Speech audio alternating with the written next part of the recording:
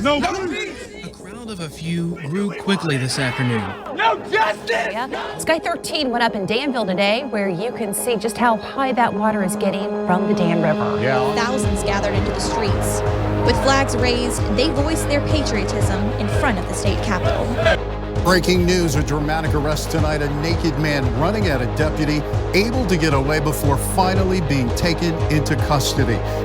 Our photographer Brion Humphrey ran closer to the scene to get footage bravely.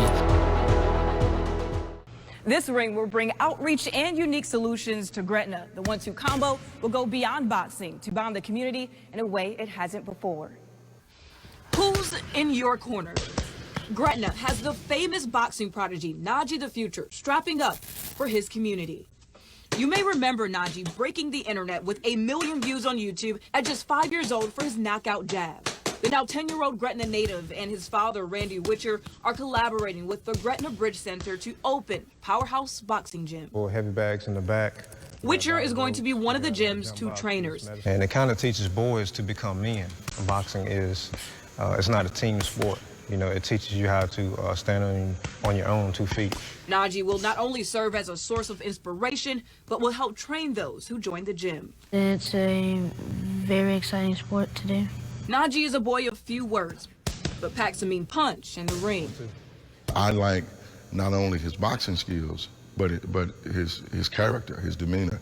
He doesn't walk around with a chip on his shoulder like he's better than anybody else. Pastor Kelstone runs the Bridge Center. He says this expansion is all a part of his vision to bring more opportunities and access to give youth a fighting chance at success. Through this program, our school systems and the community at large is going to see a difference in the children's discipline, because we believe that structure is very important for the effectiveness of our youth. Thanks to the generous donations from Gospel Tabernacle Outreach Center, people don't have to leave the state to compete and get a big city feel in a small town.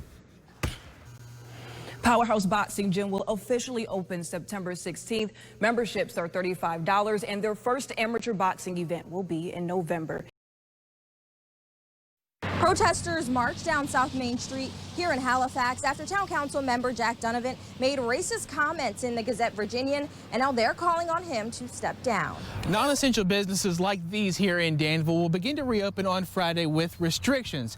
But hop in the car and drive just 30 minutes south to Greensboro, North Carolina, where Phase 1 began last Friday, allowing non-essential businesses to reopen, packing shopping centers just like this.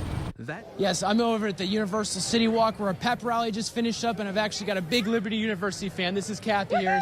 Say hi to the fans at home, Kathy. Hey, let's go LU! So what are you most excited about the Cure Bowl tomorrow? I am just excited to watch my Flames play in their very first bowl game and watch them beat Georgia Southern. So we set out to do some shopping. As much as you hear you should wash your hands, Dr. Spillman says there's really no better defense. To be sure and wash your hands with soap and warm water for at least 20 seconds. Be sure to get the fingernails and knuckles as well. He says if you don't have access to soap and water, a hand sanitizer will do the trick. Second, when it comes to keeping your home germ-free, there are endless options, but something as simple as wipes or a mix of bleach and water will do just fine.